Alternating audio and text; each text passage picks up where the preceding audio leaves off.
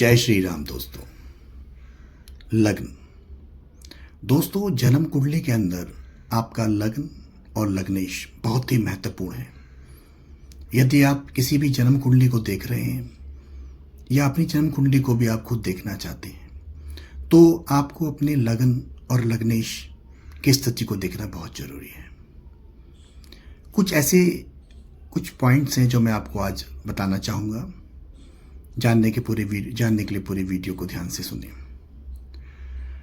जन्म कुंडली में लग्नेश अगर आपका बहुत मजबूत है और आपके लगन का मान बहुत ही मजबूत है तो ये मानिए कि कोई भी दुर्योग आपकी कुंडली में अगर हैं या कोई भी दशाएं इस तरह की आ रही है जो आपके लिए अनुकूल है, प्रतिकूल है, प्रतिकूल दशाओं में भी आपके अगर लगन और लग्नेश मजबूत है तो आपको उसका फल इतना बुरा असर नहीं करेगा।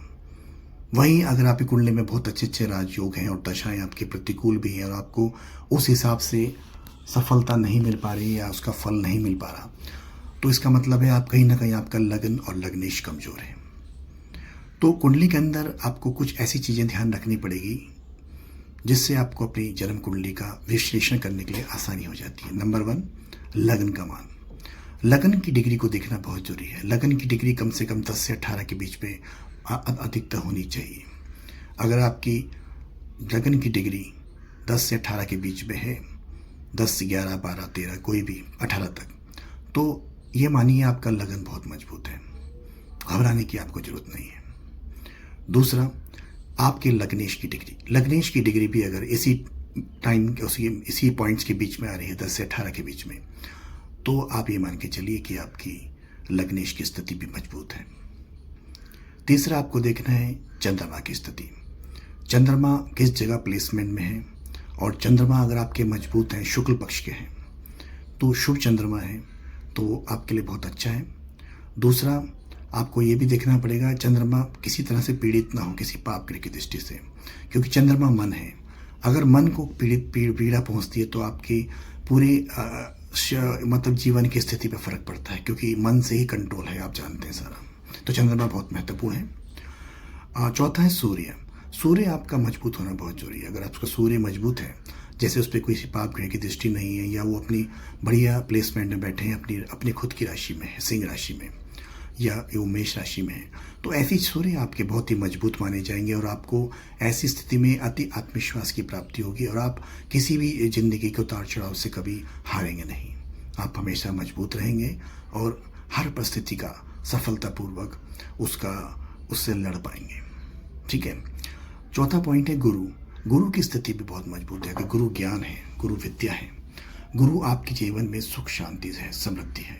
गुरु अगर मजबूत है, उनकी प्लेसमेंट बहुत अच्छी है, उनकी डिग्री बहुत बढ़िया है और अगर वो उच्च के हुए तो बहुत ही अच्छी बात है। ऐसे में आपको ज्ञान की अपार प्राप्ति होगी, आपके आध्यात्म भरा होगा, आपको भगवान से जुड़े होंगे, भगवान से जुड़े हुए हर कार्य आपके पूर्ण होंगे।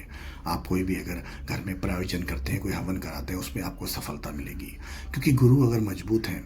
क्योंकि जैसे आपको पंडित जी बताते हैं कि आप ये पूजा कराइए, आपको ये होगा, तो अगर आपके गुरु मजबूत हैं तो उन पूजाओं का फल आपको जल्दी मिलेगा उन लोगों से जिनका गुरु मजबूत नहीं है। मतलब आप एक कंपेयर कर सकते हैं कि आपको अत्यधिक जल्दी इसका फल मिलेगा गुरु की मजबूती के कारण, जो भी आप करते हैं भगवान के कार्य। ठीक है।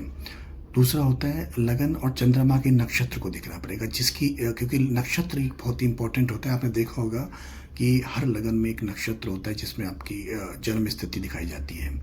तो अगर आपका जो नक्षत्र है उसके स्वामी को देखना पड़ेगा कि कौन से नक्षत्र में आपका लगन है।